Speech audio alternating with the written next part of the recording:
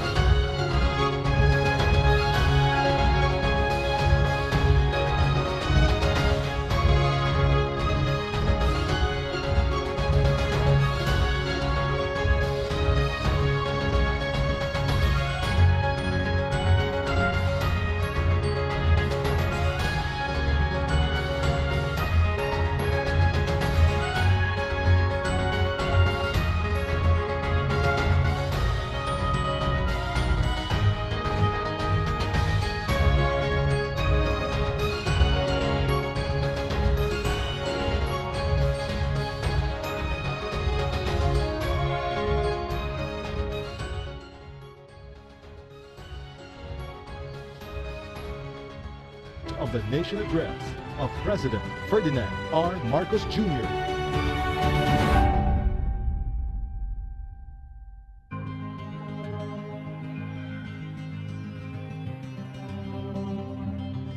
To my fellow Filipinos, ang aking mga minamahal na kababayan, batid ko na hindi madali ang ating pinagdaraanan sa nakaraang higit na 2 taon. Alam ko rin na ang bawat isa sa inyo ay ginagawa ang lahat ng inyong makakaya upang patuloy na harapin ang lahat na pagsubok sa kasalukuyan.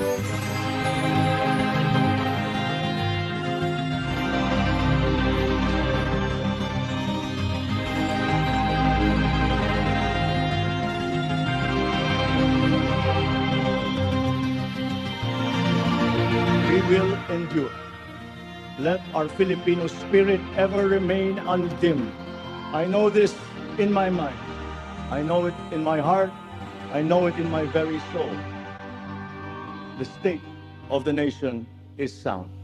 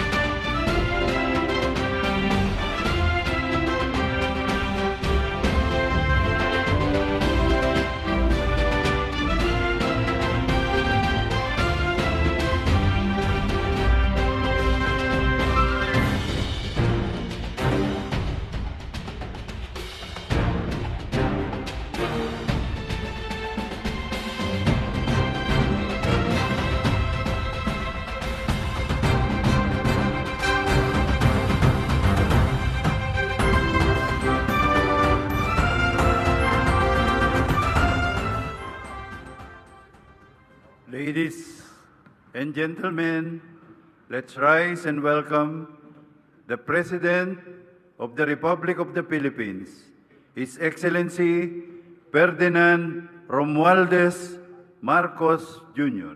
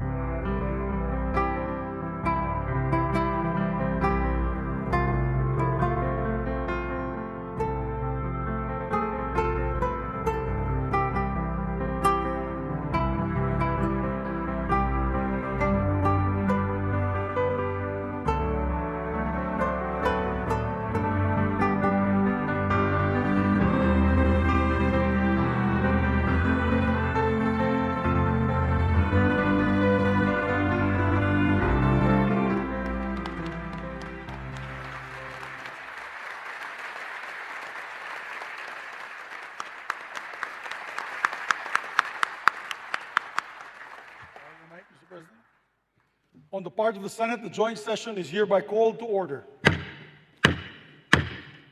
On the part of the House of Representatives, the joint session is called to order.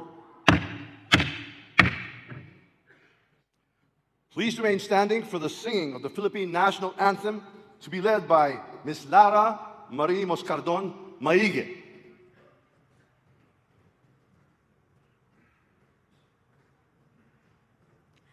Bayang magiliw, perlas ng silanganan, alab ng puso, sa dibdib mo'y buhay. Lupang hinirang, duyan ka ng magiting, sa manlulupig, di ka pasisiil, sa dagat at bundok, sa simoy at sa langit mong bughaw.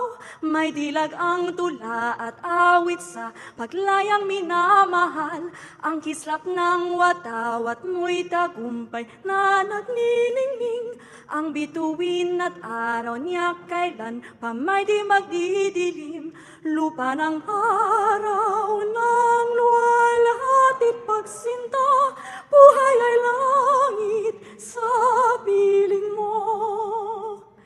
Aming ligaya na pag may manghahapi, ang mamatay ng dahil sa'yo.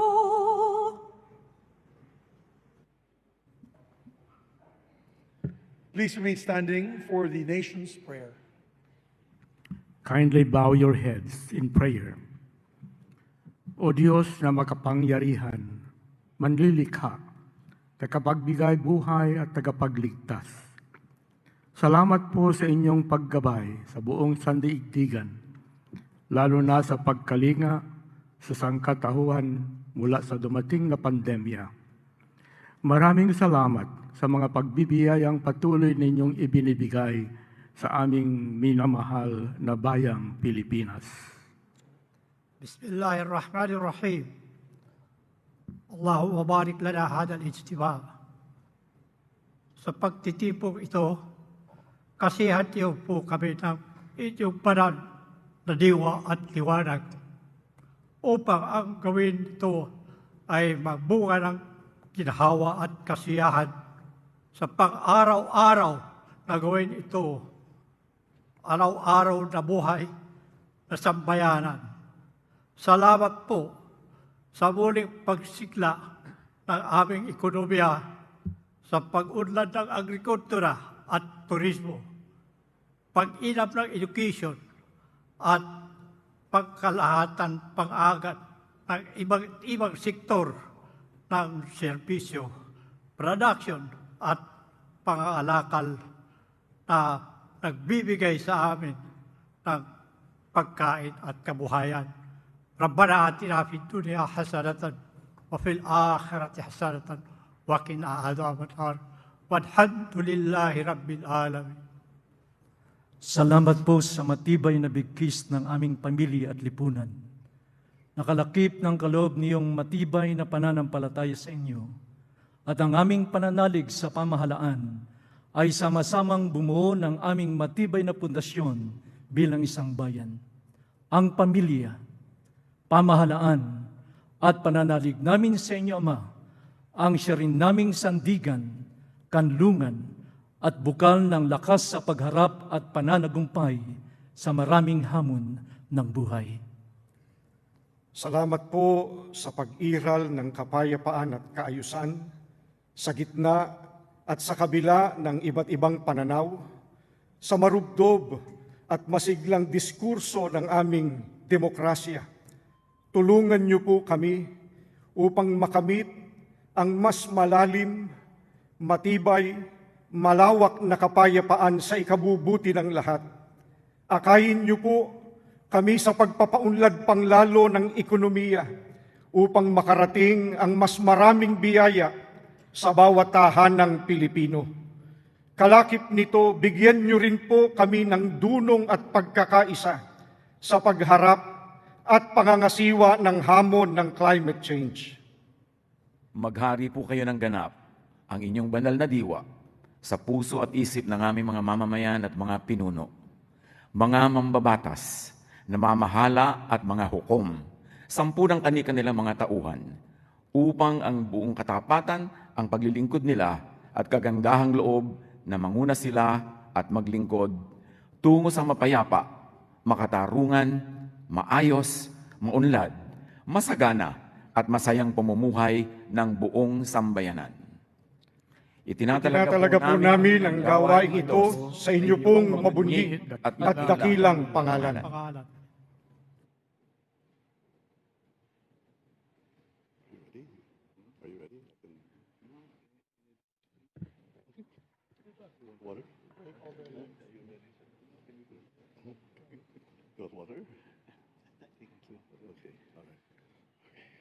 Ladies and gentlemen, honorable members of Congress of the Philippines, His Excellency Ferdinand Romualdez Marcos Jr., President of the Republic of the Philippines.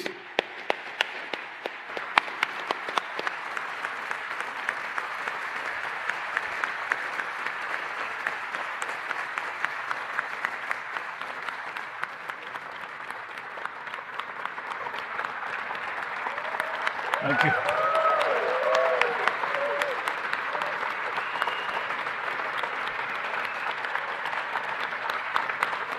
Thank you.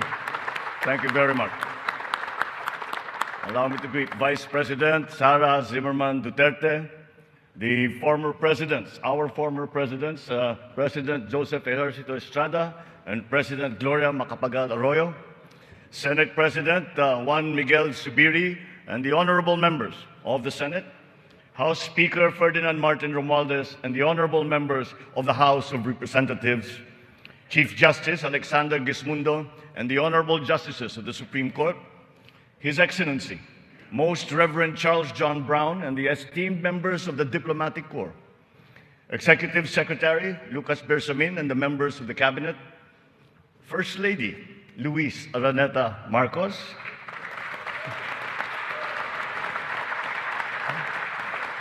former First Lady Imelda Romualdez Marcos, other distinguished guests, mga minamahal kong kababayan, ladies and gentlemen, magandang hapon po sa inyong lahat. 1 year ago today, I stood here before you, setting forth the plans that we have to improve our economy, bring jobs to our people, improve the ease of doing business, recalibrate our educational system to adapt to the new economy, lower and rationalize energy costs, boost agricultural production, enhance healthcare, and continue social programs for the poor and the vulnerable. Let me now report to the people on the successes that we can now lay claim to, and also the challenges that we continue to face. Last year, we emphasized certain strong headwinds that were confronting us along with the rest of the world in our post-pandemic economic recovery. And the biggest problem that we encountered was inflation. Maraming kaganapan sa mundo ang nakapagpagulos sa maayos na takbo ng pandaigdigang merkado. Bukod sa digmaan sa Ukraine, naroon ang patuloy na epekto ng pandemya. Pinalala pa ito ng pagbabawas ng produksyon ng mga bansang pinagkukuhanan natin ng langis. Nang tumaas ang presyo nito, nagsumura na rin ang presyo ng iba't ibang bilihin, ang gasolina, ang kuryente at ang pagkain. Ramdam sa buong daigdig, pati na sa Pilipinas, ang naging pagtaas ng mga presyo ng bilihin noong mga nakalipas na buwan. Sinuri nating mabuti ang sitwasyon. Sa tulong ng ating mga ekonomista, nakapagbalangkas tayo ng mga polisiya na magsisilbing pundasyon ng ating ekonomiya sa mga susunod na taon. Ito ay nakasaad sa ating medium-term fiscal framework na sinuportahan ninyo sa Kongreso. Kasabay nito ang paglulunsad ng mga estratehiya na mapalakas sa kakayahan ang ating mga kababayan at mga sektor ng ating ekonomiya. Nakakita po tayo ng magagandang resulta. While the global prospects were bleak, our economy posted a 7.6% growth in 2022, our highest growth rate in 46 years.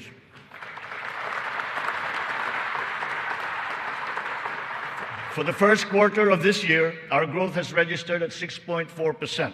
It remains within our target of 6 to 7% for 2023. We are still considered to be amongst the fastest growing economies in the Asian region and in the world. It is a testament to our strong macroeconomic fundamentals. Our financial system, the nerve center of our economy, remains strong and stable. Banks, the transmission arms of our monetary policy, have strong capital and liquidity positions. Stimulated by the relaxation of pandemic restrictions, transactions once again have flourished alongside the booming e-commerce that was undeterred by the pandemic in 2022. The digital economy contributed 2 trillion pesos, the equivalent of 9.4% of our GDP. The economy is revived and rejuvenated, backstopped by a favorable enabling environment and the strong rule of law. This year, the World Bank projects a 6% overall growth rate, well within the range of our targets for the year. It is anchored on strong local demand, underpinned by consumer spending, and draws strength from the BPO industry and, of course, the steady flow of remittances and the continuing jobs recovery. Inflation rate is moving in the right direction. From 8.7% in January, our inflation has continued to ease up in all regions, settling now at 5.4% for June. What this means is that in spite of all the difficulties, we are transforming the economy. We are stabilizing the prices of all critical commodities.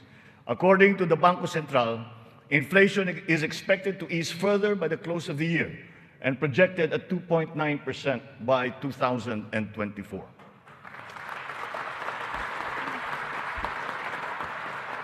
On matters of the economy, there are many things over which we have no control.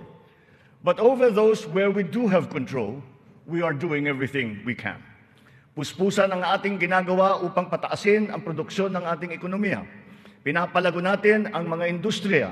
Dinadagdagan natin ang mga infrastruktura upang mas mapabilis ang daloy ng mga produkto at ng serbisyo. Higit sa lahat, pinapalakas natin ang kakayahan ng mga mamamayan upang mapaganda nila ang kanilang pamumuhay. Ito ang punot dulo ng ating Philippine Development Plan. Investments in public infrastructure and in the capacity of our people through food, education, health, jobs, and social protection remain our top priority. For this year, economic and social services were allocated almost 70% of the national budget. Higher revenue collections will be critical in our bid to bolster public investments.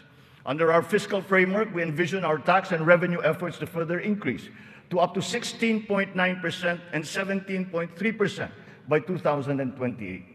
Revenue generation has improved this year.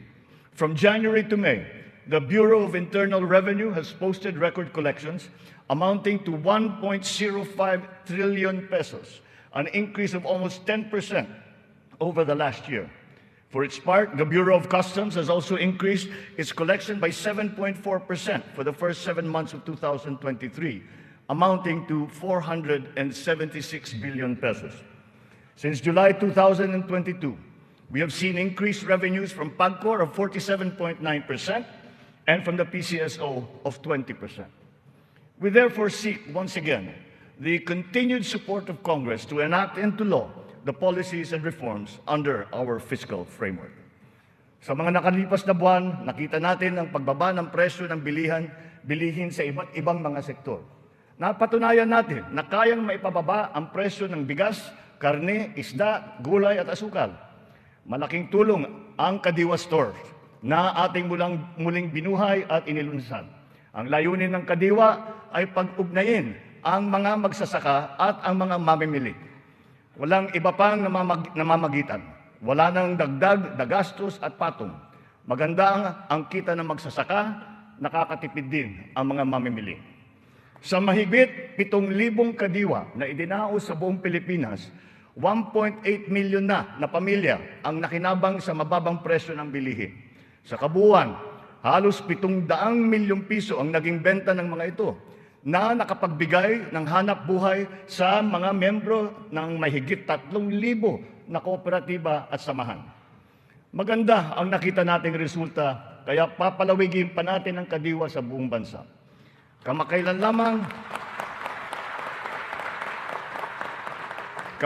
lamang ay nagsanib puwersa na ang mga ahensya ng pamahalaan upang lalo pang patibayin ang Kadiwa. Katuwang natin dito ang buong sektor ng agrikultura at ang lokal na pamahalaan.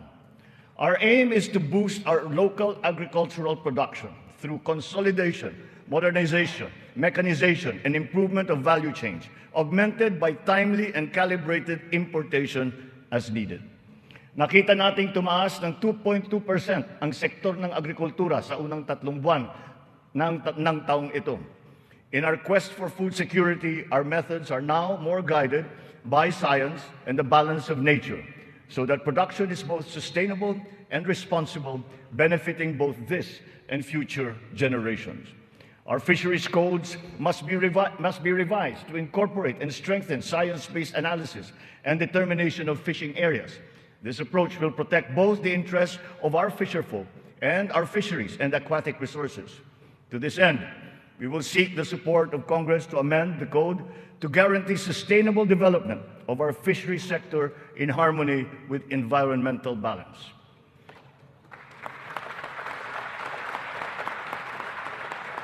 Ipinagbubuklod natin ang mga magsasaka sa pamamagitan ng farm and fisheries clustering at mga livestock multiplier farms. 300 cluster na ang ating natukoy na binubuo ng halos 900 kooperatiba at may lawak na mahigit na 200,000 hektarya ng bukirin. Upang mas mapabilis at mas mapadali ang pagbuo ng kooperatiba, kakailanganin natin ang suporta ng Kongreso na maamyandahan ang Cooperative Code. Sa pamamagitan nito, unti-unting lalakas ang kanilang produksyon at puwersa sa merkado. Totoo ang kasabihan, mas malapas basta't sama-sama. Pinapalawak natin ang kanilang kaalaman sa makabagong mga teknolohiya at pamamaraan. Isa na rito ang paggamit ng biofertilizer na gawa sa Pilipinas at subok din at maaasahan. Sa balanced fertilizer strategy, gaganda ang ani ng mga magsasaka. Hindi na nila kailangan pang umasa sa mas mahal at imported na fertilizer. Bilang tulong sa mga magsasaka, namigay ang pamahalaan ng mahigit 28,000 mga makabagong makinarya at mga kagamitan sa iba't ibang dako ng Pilipinas. Sa ilalim ng iba't ibang mga programa ng kagawaran ng agrikultura, namigay ang pamahalaan ng mahigit na 50 milyong binhi ng palay, mahigit 1 milyong binhi ng mais, at sari-saring mga binhi ng gulay.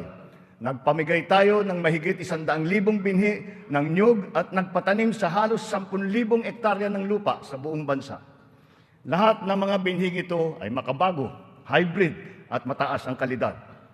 Sa naging pagtaas ng presyo ng gasolina at pataba, nagdala ng kaunting ginhawa ang mga fuel at fertilizer discount vouchers na ating pinamigay sa mga nahihirapang magsasaka. Ang mga natanggap nating donasyon na pataba mula sa China, pinimigay na natin kaagad sa kanila. Isa sa mga dahilan ng pagtaas ng presyo ay ang mga smuggler, mga hoarder at mga nagmamanipula ng presyo ng produktong agrikultural. Hinahabol at ihaabla natin sila.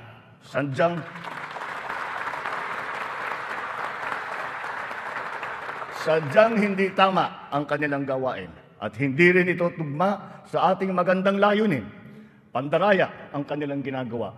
Napapahamak hindi lamang ang mga magsasaka, kundi tayo rin mga mamimili. Kaya hindi natin papayagan ang ganitong kalakaran.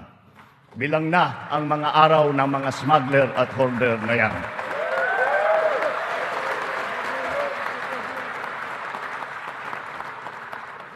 Mahalaga ang infrastruktura para masuportahan ang may 14 na milyong hektarya ng sakahan. Inayos natin ang geo-agri-map ng mga farm-to-market roads ng buong bansa upang maidugtong mabuti ang mga sakahan sa mga pamilihan.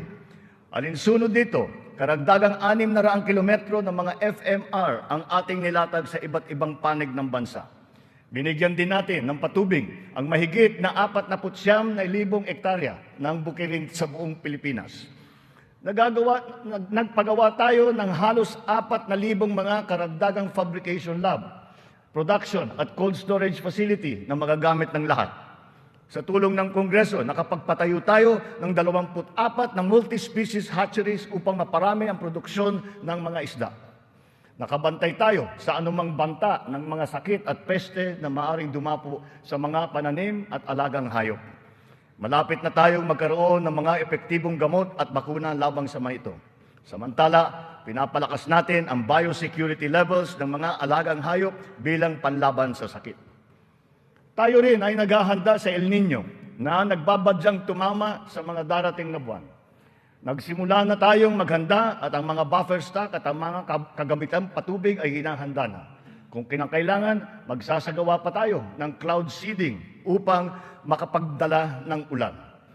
Kasabay ng lahat na ito, hinihimok din natin ang ating sambayanan na magtipid ng tubig para sa malawakang paghanda sa banta ng tagtuyot. Tulad ng ating ipinangako, ipinagpatuloy natin ang reformang pansakahan. Mahalagang haligi ito ng sektor ng agrikultura na ating inaayos.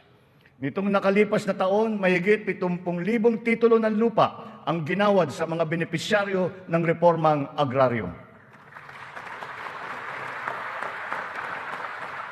Tamang-tama ang ating pagpapatigil ng mga bayarin ng mga benepisyaryo sa ilalim ng ating nilagdaan EO number 4. Isang taon mula nung aking unang SONA na isabatas na ang bagong Agrarian Emancipation Act.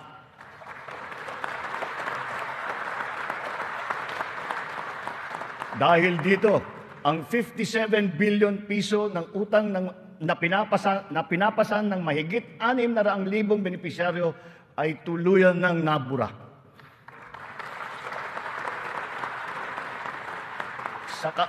Sa ngalan ng mga magsasakang ito at ang kanilang mga pamilya, maraming salamat muli sa ating mga mambabatas.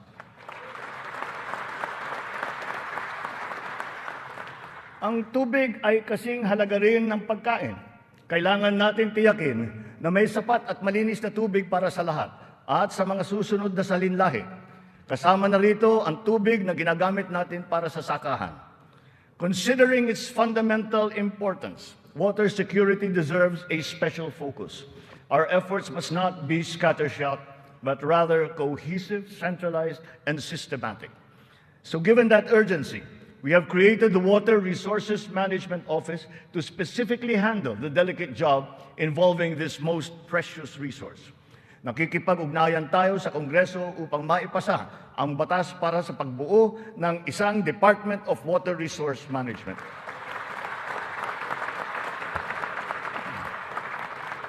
This year, we have allocated 14.6 billion pesos for water supply projects, which will benefit communities all over the country. Recently, the water supply of NCR and Rizal received a significant boost from the first phase of the Wawa Bulk Water Supply Project. The water supply will increase as the project enters the second phase. We have installed 6,000 rainwater collection systems across the country in preparation for the looming dry spell brought about by El Nino. One of the keys to continuing economic growth is infrastructure development. So we will build better and more.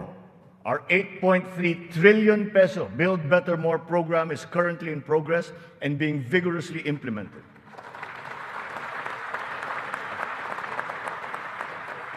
Ang buong bansa ay makikinabang sa 174 na proyekto sa ilalim ng programang ito. Hindi lamang natin pinapagpatuloy ang mga nasimulan ng mga proyekto, lalo pa natin pinapalawak. Kaya naman, ang 123 proyekto dito sa Build Better More program ay bago. The flagship projects cover investments in the areas of physical connectivity, water resources, agriculture, health, digital connectivity, and energy. Physical connectivity infrastructure, such as roads and bridges, seaports, airports, mass transport, account for 83% of this program. Our infrastructure spending will stay at 5 to 6% of our GDP.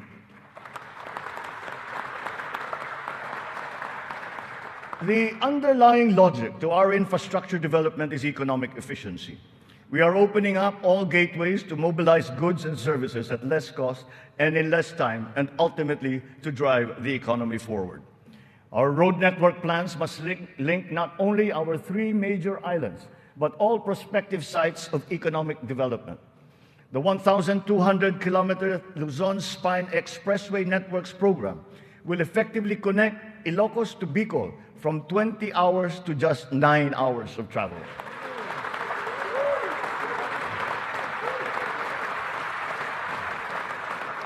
Under the Mega Bridge program, 12 bridges totaling 90 kilometers will be constructed, connecting islands and areas separated by waters. The program notably includes the Bataan-Cavite Interlink Bridge and the Panay-Guimaras-Negros Island bridges, each spanning 32 kilometers, and also the Samal Island Davao City Connector Bridge. As of June this year, we have constructed, maintained, and upgraded more than 4,000 kilometers of roads and around 500 bridges across the country. Crucial airport and port development projects across the country have also been completed, including Cebu Pier's 88 Smart Port and the new passenger terminal buildings of Clark Airport and the Port of Calapan. We initiated several railway projects with a total length of more than 1,000 kilometers. Notably, the southern leg of the north-south commuter railway system is now in full swing. In a few years, travel from Pampanga to Laguna will be reduced from 4 hours to just 2.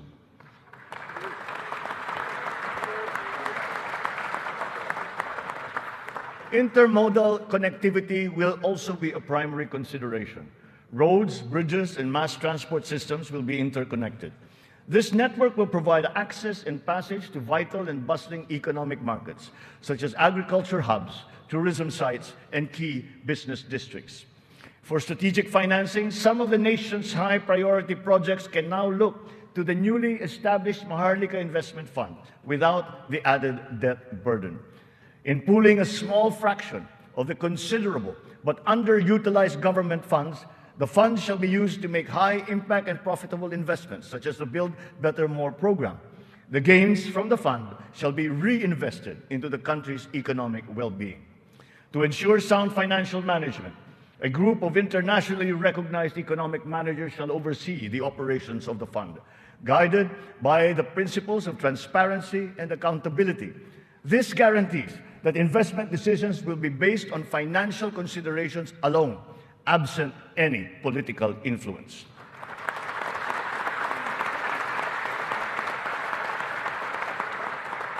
The funds for the social security and public health insurance of our people shall remain intact and separate. Owing to favorable market conditions, the price of crude oil has stabilized. Since last year, gasoline and diesel prices have gone down by 18% to 29% respectively. We have built 8 new additional power plants. This brings to 17 the total number of power generation facilities that have been switched on across the country since last year, substantially increasing our energy production by 1,174 megawatts. Alongside power generation, we are also as relentless in pursuing total electrification. Since my assumption into office, almost 500,000 homes have been given access to electricity. We will spare no effort to achieve full household electrification by the end of my term. 100% is within our reach. When it comes to energy, renewable energy is the way forward.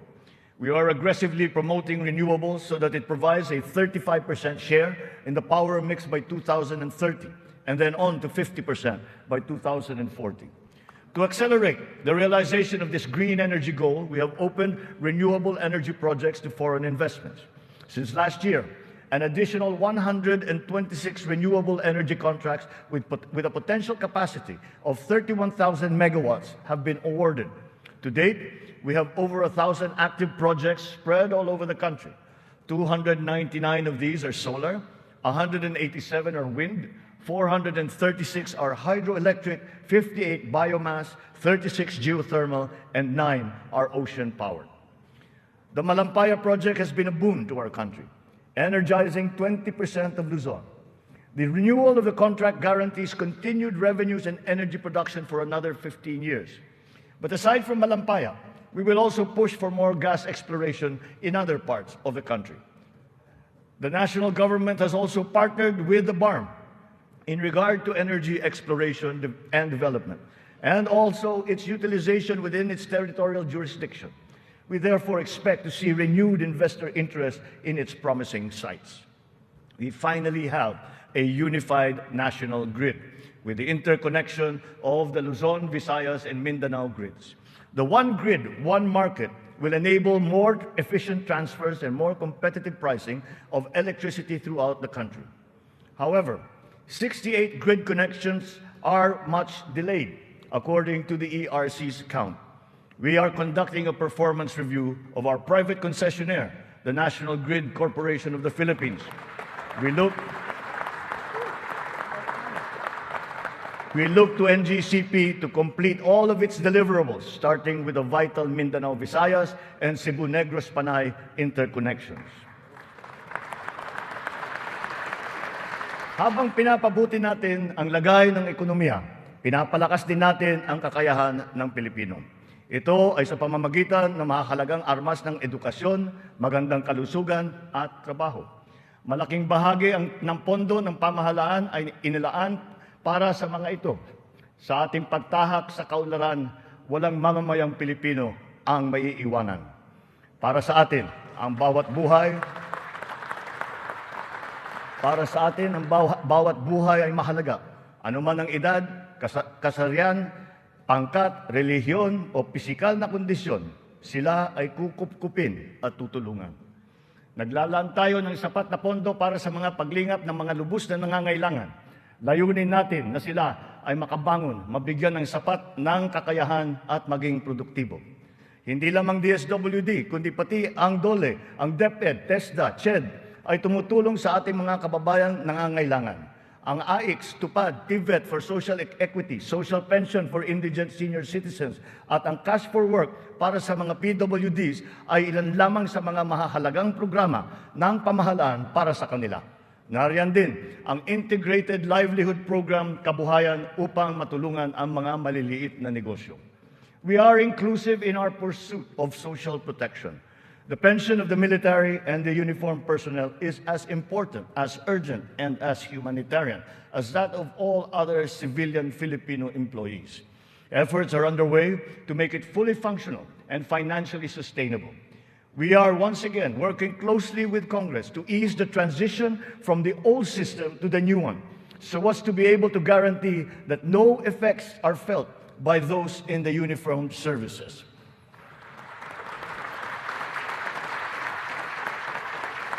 Nagsisimula ang lahat sa edukasyon. Ito ay para palakasin ang isip at kakayahan ng bawat Pilipino.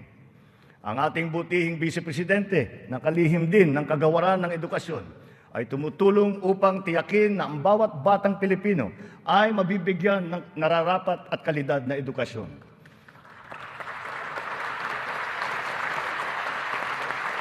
We have renewed hope in giving the best to our next batches of students, especially the 28.4 million learners who return to school this year.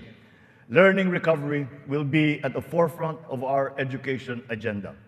The Matatag Agenda for Basic Education has been launched, focusing on relevance of curriculum, rapid and responsive delivery, and the welfare of both learners and teachers. We are augmenting as well our school workforce. 90% of the newly created teaching positions have now been filled, while additional administrative personnel have been hired to unburden the teachers of any extra load. Taking to heart the lessons of the pandemic, alternative delivery modes and blended learning methodologies have been adopted to ensure unhampered learning. Additional social safety nets, such as school-based feeding programs, are also being implemented. Learners will be made more resilient. Our public schools and facilities are being increased and fortified. The shortage of classrooms and facilities is being addressed. Aside from new construction, schools and facilities are being retrofitted to become ready for the future, ready for hybrid and high-tech learning, and also climate-ready and disaster-proof. Through the DepEd Partnership Assistance Portal, private sector partners continue their assistance in the rehabilitation and improvement of schools as part of their corporate social responsibility programs. We are recalibrating the K-10 curriculum to ensure that it is always relevant, responsive, and at par with international standards. Literacy and numeracy skills need to be strengthened. The virtue of good citizenship and sense of community are also now integrated into our curriculum. We continue to exhaust all efforts to keep our young people away from the sinister influences in the dark corners of society. We are making available to them their participation in formal schooling, alternative learning, non-diploma courses, or in technical vocational education and training, or TVET. TVET continues to prove itself to be an empowering educational intervention. There are many examples of how its graduates have gone on to secure competitive technical jobs. Since last year, more than 1 million Filipinos graduated from the TVET, 1/3 of whom were TESDA scholars. More and more of our higher education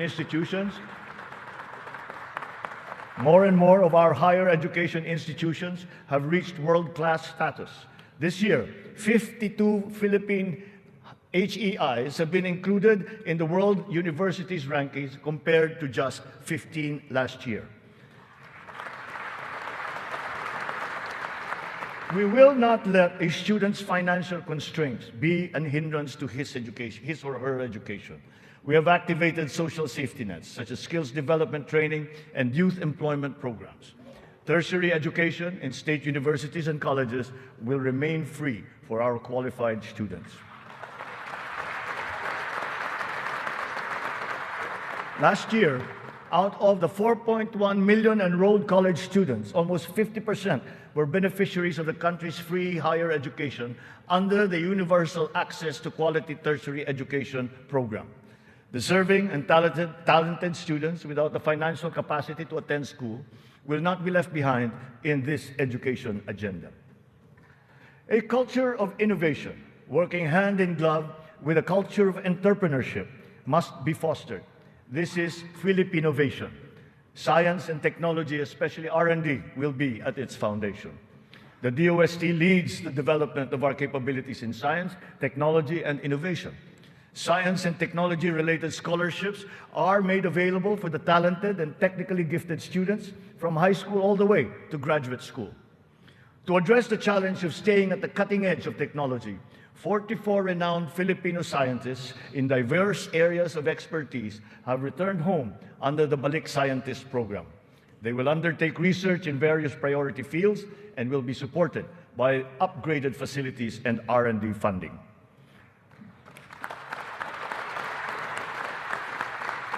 The Philippines has launched 2 additional satellites into space. Together with the first satellite, they will track weather, predict storms, evaluate soil and water supplies, analyze shifts in population, and be used for traffic management, geohazard mapping, risk assessment, and even including security and defense. Science, technology, and innovation will drive the quality and competitiveness of our workforce, as well as our manufacturing, export, creative, and service industries, in existing markets and in new ones waiting to be explored. The bane of the mismatch between jobs and skills among our workforce is being rectified through strengthened government, industry, labor, academic partnerships, and the continuous reskilling and upskilling training programs that we have put before our workforce. For our seafarers to continue to excel, maritime education in the Philippines has been strengthened. This will progress and solidify our country's position as a global maritime hub through the steady supply of competent Filipino seafarers to foreign merchant marine vessels. The question about the European Union's recognition of the standards of training of Filipino seafarers has, after 17 years, finally been resolved.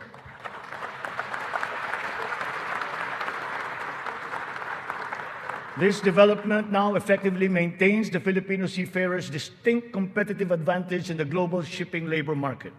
To address the current shortage of healthcare professionals in our country and to help us achieve our goal of universal healthcare, we are greatly expanding our medical and nursing education programs. We will push the envelope even further. We are helping nursing graduates hurdle their board exams so that they will obtain their licenses and join our pool of healthcare professionals. Ang kalusugan ang ikalawang armas para sa lakas ng pangangatawan ng bawat Pilipino. Isinusulong natin muli ang kalusugan ng Pilipino. We are now refocusing our health priorities, applying the lessons learned from the pandemic and addressing the weaknesses that it has exposed. Healthier communities and lifestyles are our advocacy. We have launched convergent programs to address hunger and nutrition-related issues amongst our people, especially the children, like stunting and wasting.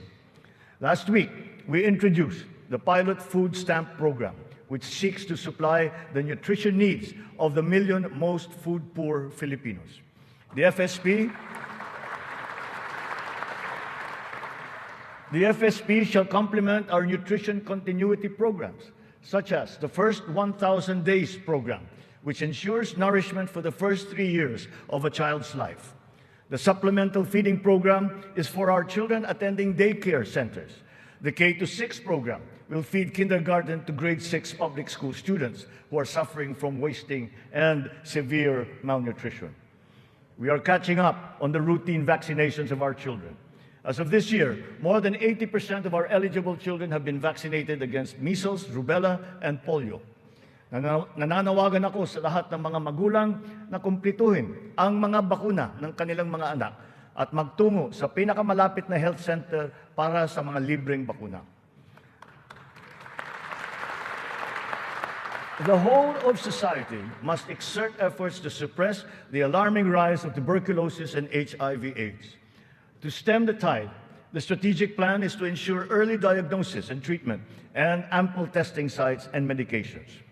Our healthcare system is undergoing structural changes. Public health facilities are being increased, both in number and in capability. Last year, more than 3,400 projects were completed. To improve capacity for specialized medical treatment, specialty centers in various fields are being established and integrated into our government hospitals. And the last year, additional 60 specialty centers have been opened to the public. Just last week, we inspected the site of what will soon be a 5-hectare multi-specialty center in Pampanga, which will specialize in pediatrics, cardiology, kidney, and cancer treatment.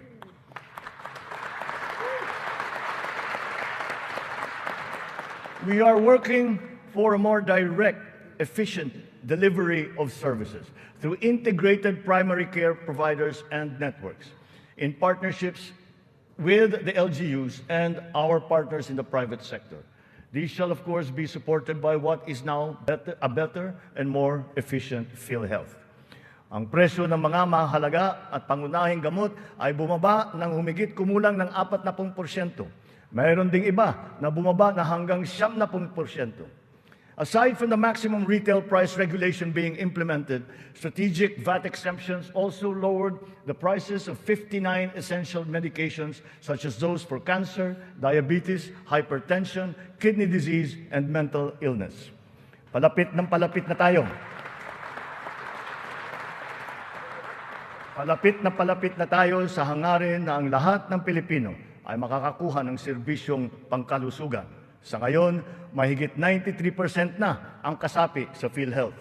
Sa pinagandang konsulta package ng PhilHealth, 21 klase ng mga gamot at 13 laboratory service ang ibibigay ng libre. Ngayon, meron na tayong mahigit 2,000 konsulta center sa buong bansa. Ang bilang na ito ay mas marami ng 35% mula nung nakalipas na taon. Upang mas lalo pang makatulong sa mga pasyente, ang dating 70 libreng dialysis session ay inakyat na natin sa 156.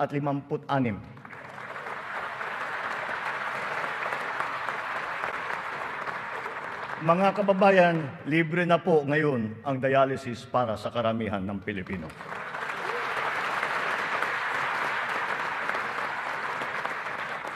Noong nakalipas na taon, mahigit 3.4 milyon na Pilipino ang nabigyan ng tulong sa ilalim ng Medical Assistance for Indigent Patients program ng DOH. Tinutugunan natin ngayon ang ating kakulangan sa mga doktor at mga nurse sa pamamagitan ng mga reforma sa edukasyon, patuloy na pagsasanay at paniniguro sa kanilang kapakanan.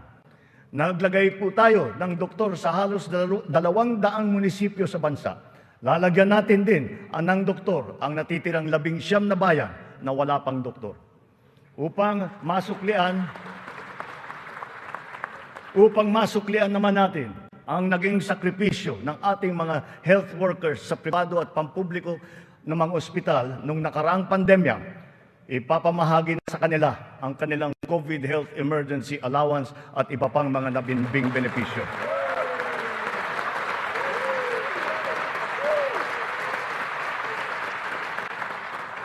Kasabay ng pangangalaga natin sa edukasyon at kalusugan ng ating mamamayan, tinitiyak din natin na may sapat at magandang hanap buhay sa loob at maging sa labas ng bansa. As of May this year, our employment rate rose to 95.7%, clear proof of the improvement from the severe unemployment that we experienced during the height of the pandemic. Employment then was at a low of 82.4%. But even with our current high level of employment, we must do more. We will generate additional jobs for the remaining 4.3% of our workforce, as well as for the 11.7% underemployed Filipinos seeking better employment opportunities. Under the banner of our fast-growing economy, we are aggressive in our investment in business promotions and facilitations. For that, we have not limited ourselves to the local economy, but we have looked to the global economy for partnerships and agreements. Our independent foreign policy, a friend to all and enemy of none, has proven effective. We have formed strategic alliances with our traditional and newfound partners in the international community. We have embarked on foreign trips to promote the interest of the country for peace building and for mutually beneficial purposes.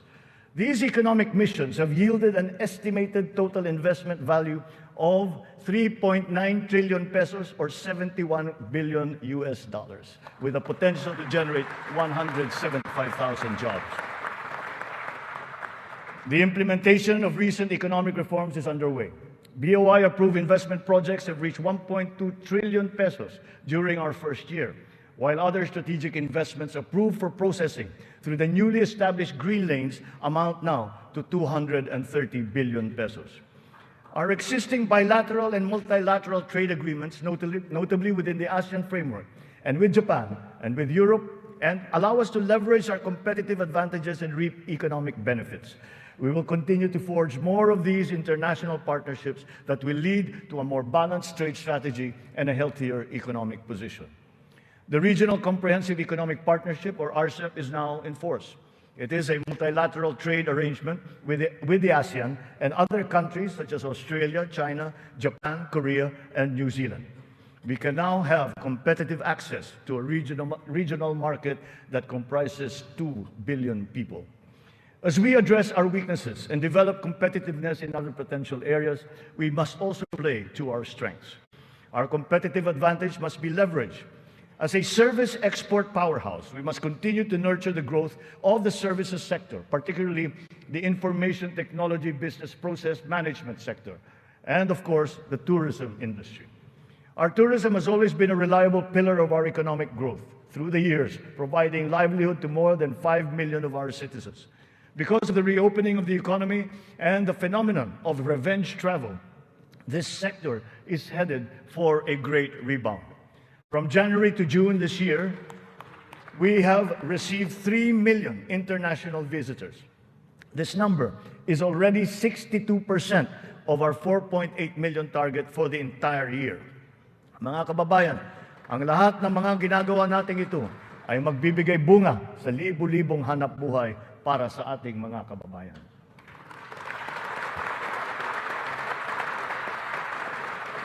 To create these investment opportunities, we must ensure that an enabling business environment is in place, that there is peace and order, and that the rule of law governs.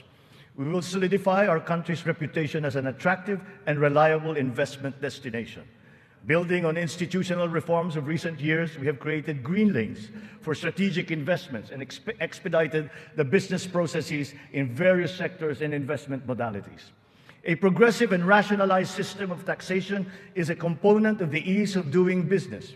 The CREATE law has made our corporate tax and incentive schemes equitable and business-friendly. There are more structural tax reforms that must be introduced to allow us to reach our socio-economic targets. Digitalization is the call of today, not the call of the future, not the call of the future, but of the present. It is here, it is needed, and it is needed today. Government must fully embrace digitalization to provide better service to the people through its vital frontline services and its back-end functions. Digitalization will support the government's data-driven and science-based planning and decision-making. It is the greatest, most powerful tool, not just to improve the ease of doing business, but also against many forms of graft and corruption. Data shows that digitalization, in conjunction with government streamlining efforts, has significantly boosted efficiency.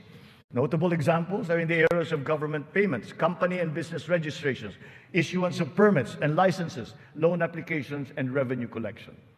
All our digitalization efforts will be linked to our payment systems, whose digital transformation has been accelerating at a remarkable rate. Digital payments accounted for 42% of the total retail payments made in 2022, whether by businesses or individuals or by the government. Its high trajectory is now well positioned to achieve Bangko Central's target of 50% of total retail payments by this year.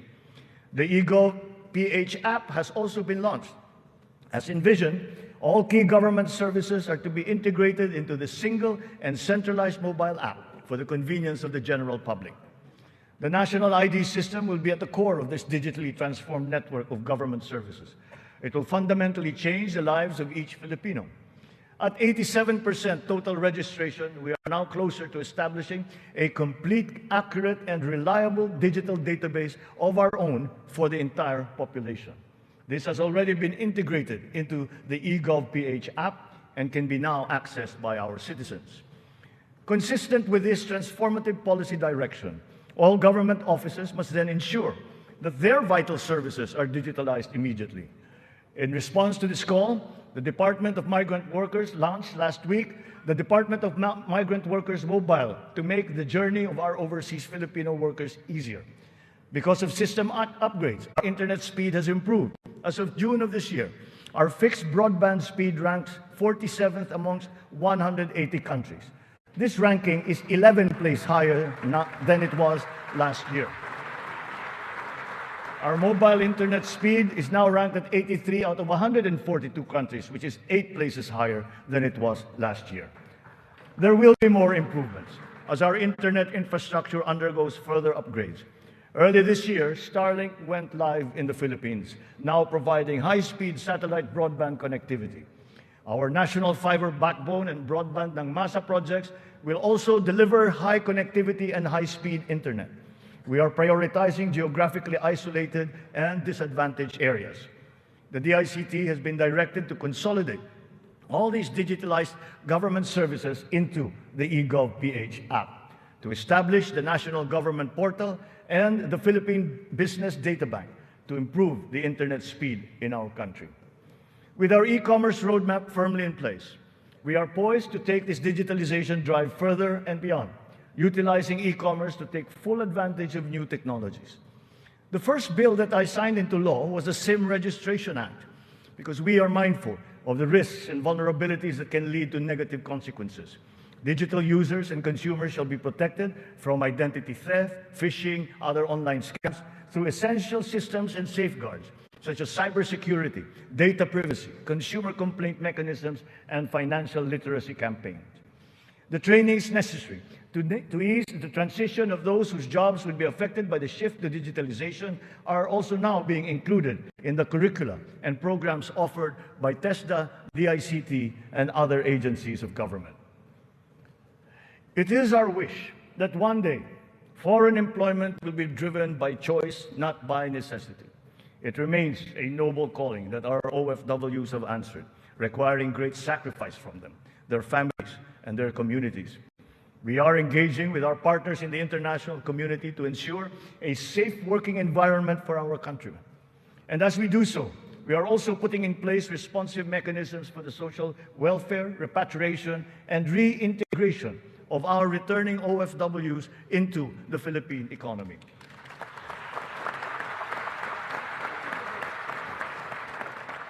As the world economy reopens, we are witnessing a rise in overseas Filipino deployment. In 2022, the number has increased by 62%. OFWs continue to send in historically high remittances, solidifying their role in our transformative economic growth. In 2022, our OFWs contributed $32.5 billion, or roughly 1.8 trillion pesos, to our economy. Several countries have also signified interest to explore bilateral labor cooperation with the Philippines in the areas of healthcare, tourism, hospitality, engineering, construction, and information technology. Recently, we signed agreements with Singapore, Austria, and the province of Alberta in Canada. Our priority is to ensure that the principles of ethical recruitment, fair employment, and the safe and orderly migration of our people are embodied in our agreements with other countries. For example, the deployment issue in the Kingdom of Saudi Arabia has now been resolved. And as of today, 70,000 of our OFWs have already been deployed to Saudi Arabia for employment.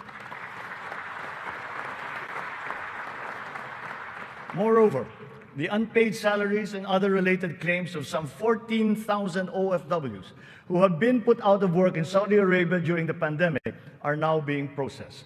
The Crown Prince of the Kingdom of Saudi Arabia himself personally committed to me that the unpaid claims of Filipino workers would now be paid.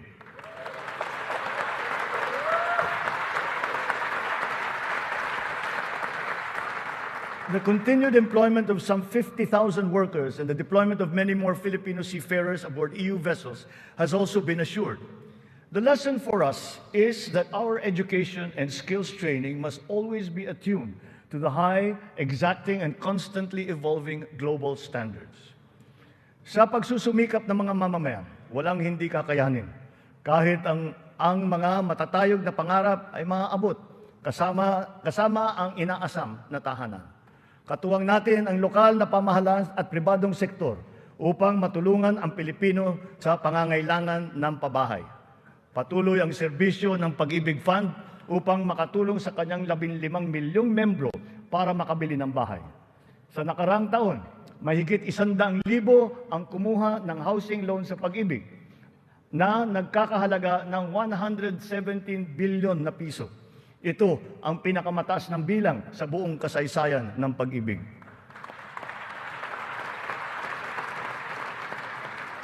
Itong nakalipas na taon, mahigit 148,000 na kabahayan at mahigit 30,000 mga Certificate of Eligibility of Lot Award ang naipamahagi sa Luzon, sa Visayas at sa Mindanao sa ilalim ng sari-saring mga programang pabahay ng pamahalaan.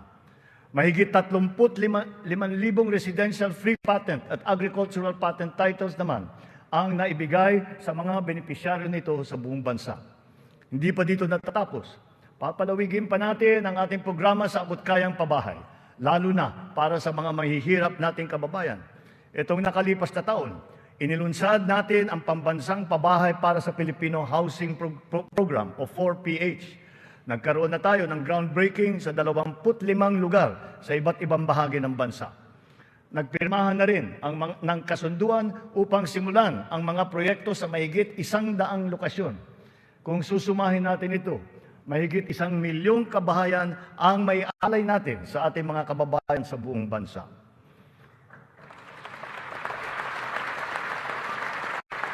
The building blocks of progressive, livable, and sustainable communities will never be complete without appropriate and responsible action to mitigate and to adapt to the effects of climate change. We can never lose sight of our responsibility to the future. The economic agenda cannot and will not ever be incompatible with our climate change agenda. Climate change is now an important criterion in our integral national policies, in planning, decision-making, up to the implementation of programs. The potential advantages of such enlightened policies extend to jobs and livelihood, with the unlocking of the development of the green and blue economies. We have learned many painful lessons from past disasters, but we continue to be alert and prepared in our disaster response. It has in fact been commented that sometimes we are over-prepared for such natural disasters. Well, to continue that, we are reorganizing our response teams to make them more adaptable, agile, and effective in times of calamities and crises, with a clear unity of command. Our evacuation centers are being upgraded to withstand the greater forces of the new normal of extreme weather, as well as other natural and man-made disasters. Furthermore, new evacuation centers are also being built, of which 55 have already been completed. We remain committed to global decarbonization goals and the reduction of our carbon footprint. We preserve and protect the treasure that is our forests. Their value to the environment, to the ecology, and the economy is incalculable. We have adopted the concept of the circular economy, using nature as our model. The aim is to keep raw materials in a closed loop. In our world with scarce resources, the circular economy allows us to fully use these resources, minimize waste, and reduce the need for new resources, just as it is in nature. Just like our climate change action, this new system requires the participation of all sectors of society, up to each individual citizen, for it to succeed. Only a whole of government and whole of society approach will enable us to do all of these. It is necessary to apply all the resources that are at hand if we are to progress as quickly as we need to. Collaboration is the key between and among government offices, and between government and the private sector, between industries and the academe, between government and international partners, and most importantly, collaboration between and among our populace. Kakailanganin natin ang tulong at kakayahan ng buong pamahalaan at ng buong bansa. And so we shall do the same for the next 5 years. We seek not only to become more effective, but more, to become truly transformative. This approach will be operationalized through the interagency cooperations, as well as through coordinated efforts between and among the 3 branches of government and the independent constitutional bodies. We have organized private sector advisory councils and national local mechanisms to establish the needed linkages. Once again, on this same principle, I urge the government to enact a new government procurement law and a new government auditing code.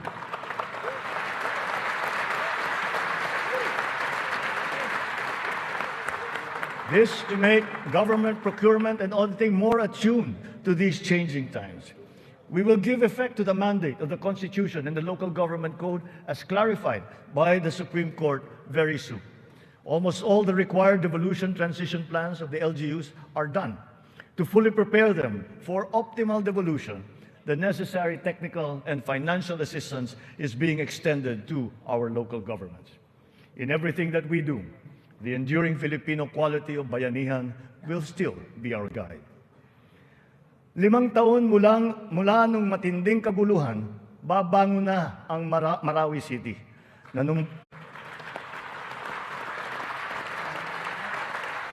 Nanunumbalik na ang sigla sa pamayanan, maraming proyekto ang nakumpleto at mga infrastrukturang naitatayo. Kasalukuyan na tayo nagpoproseso ng tulong pinansyal para sa mga biktima ng Marawi Siege upang sila ay makapagsimula muli. Naway mamayani ang pag-asa. Naway magpatuloy ang pagkakaisa, pagmamatyag at paghahangad ng kapayapaan at kaunlaran. We are proud of the progress that the BARM has taken. It will be self-governing. It will be self-governing, it will be progressive, and it will be effective. But this was only made possible because of the cooperation of all key groups. We talked to the local governments, the royal families, the MNLF, the MILF, were all consulted and represented in this transition phase. The international community has also supported us in this smooth transition. Former adversaries are now partners in peace. Its functions have been defined and its basic laws are now being written. Through the BARM, we have strengthened the nation's prospects for finally achieving sustainable progress anchored on a true and lasting peace in southern Philippines. We will continue to support the progress of the BARM, apace with our singular vision for all Filipinos.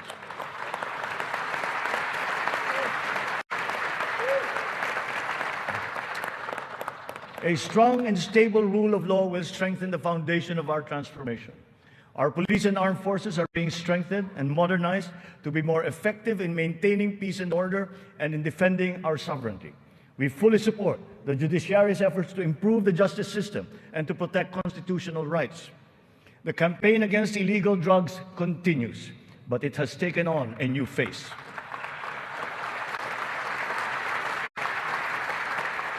It is now geared towards community-based treatment, rehabilitation, education, and reintegration to curb drug dependence amongst our affected citizenry.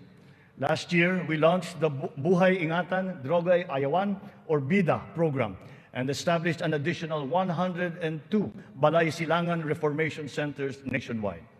We will relentlessly continue our fight against drug syndicates, shutting down their illegal activities,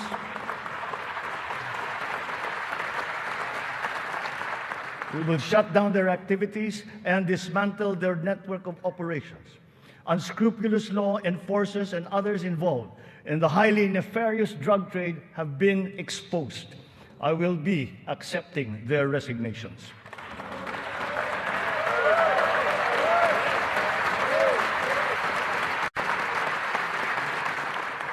In their stead, we will install individuals with unquestionable integrity who will be effective and trustworthy in handling the task of eliminating this dreaded and corrosive social curse. We cannot tolerate corruption or incompetence in government.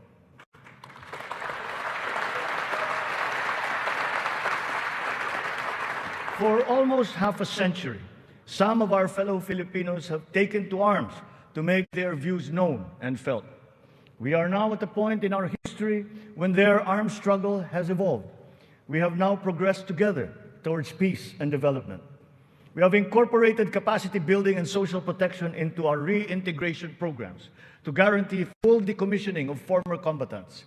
Through community development and livelihood programs, the barangay development and enhanced comprehensive local integration programs have been effective in addressing the root cause of conflict in the countryside. To complete this reintegration process, I will issue a proclamation granting amnesty to rebel returnees, and I ask Congress to support me in this endeavor.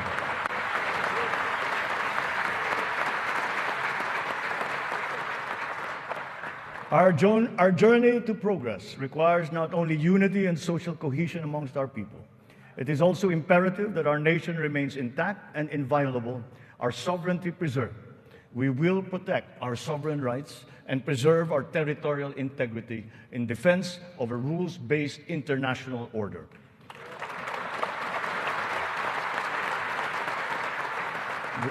With our national interest paramount, we will always pursue constant dialogue and diplomatic approaches to the resolution of any issue that may arise. So the initial results of our efforts inspire confidence. Let us continue to be relentless in our aspiration of peace and progress. This has not been the work of a single person, neither a single branch of government, nor even the whole government acting alone. This is the collective synergy achieved by all Filipinos working together. It took a whole-of-nation effort to achieve this immediate recovery from our pandemic slump. Unity was what made us rise once more. Nagsisimula pa lamang tayo. Ang pagbangon ng ating bayan ay magpapatuloy pa. Hinihiling ko ang inyong tiwala at pakikiisa. Sa ganitong paraan, makakamtan natin ang ating tanging hangarin, ang maginhawa, matatag at panatag na buhay para sa lahat ng Pilipino.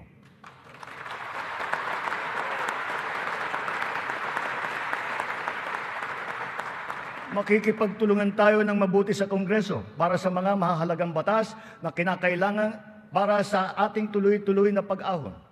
And once again, I appeal to Congress for its support for the following priority legislations.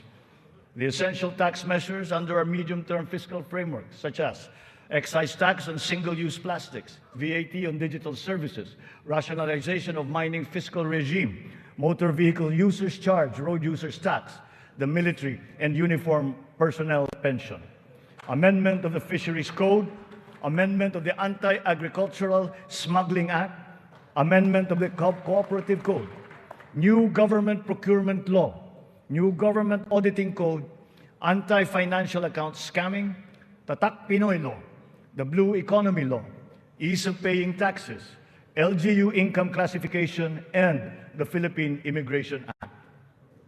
In the past year, it has been a source of great hope and optimism to me to now know that there is an enormous pool of highly competent and dedicated workers serving in our government. It is up to us to provide good leadership and guidance. They love the Philippines and have responded to our call.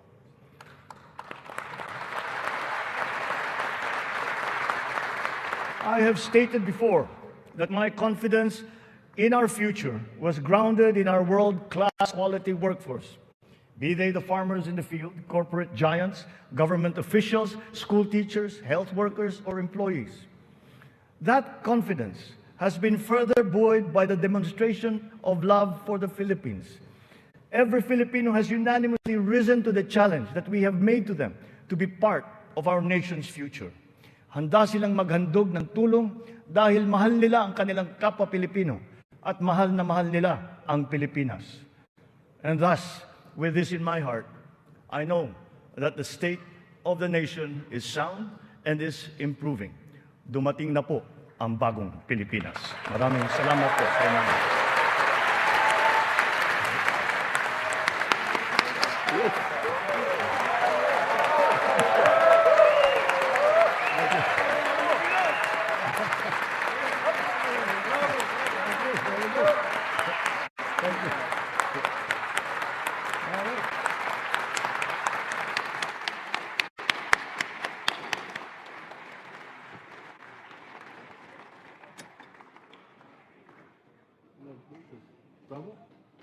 Congratulations, boss. Go legs.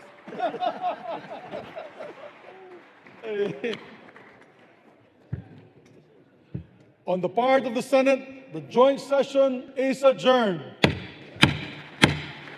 On the part of the House of Representatives, the joint session is adjourned.